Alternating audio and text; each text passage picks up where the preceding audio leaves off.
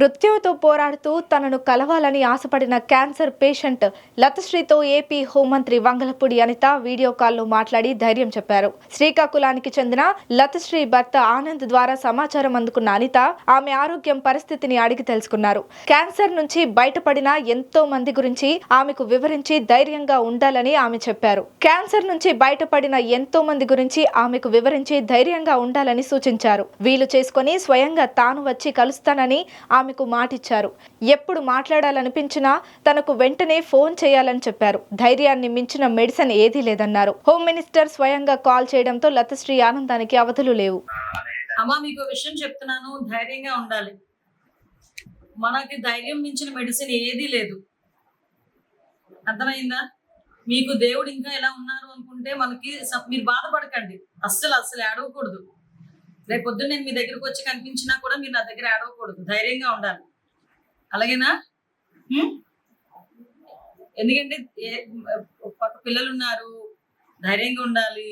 ఏం కాదు, ఇంతకన్నా పెద్ద పెద్ద ఇన్సిడెంట్లు జరిగిన వాళ్ళు కూడా ఈరోజు సర్వైవ్ అయ్యి చక్కగా హ్యాపీగా వాళ్ళ లైఫ్ డీల్ చేస్తున్నారు కదా.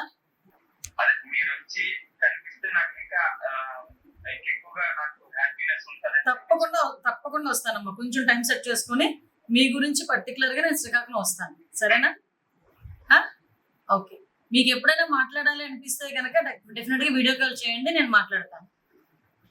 ధైర్యంగా ఉండండి. ఏమా? జాగ్రత్త. ఓకేనా? నవ్వుతూ ఉండాలి. ప్రతిదీ చాలా చక్కగా ఉండాలి. నవ్వుతూ ఉండండి. ఏమా? Thank you. నమస్కారం. నమస్కారం. ఎలా ఉన్నారు మీరు? వస్తానమ్మా.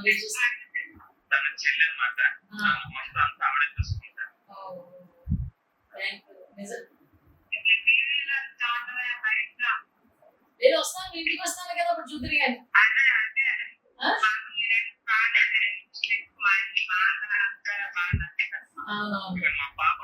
హాయ్ తల్లి, నమస్తే. ఎలా ఉన్నావు? బాగున్నావు. ఏం చదువుతున్నావు? 8th class. బాబు అబ్బాయా? హాయ్ నాన్న. ఏం పేరు నీ పేరు? రిషిత్. ఏం చదువుతావు? 6th. Okay, good. వస్తానే మీ దగ్గరికి ఒక రోజు. అమ్మ జాగ్రత్త.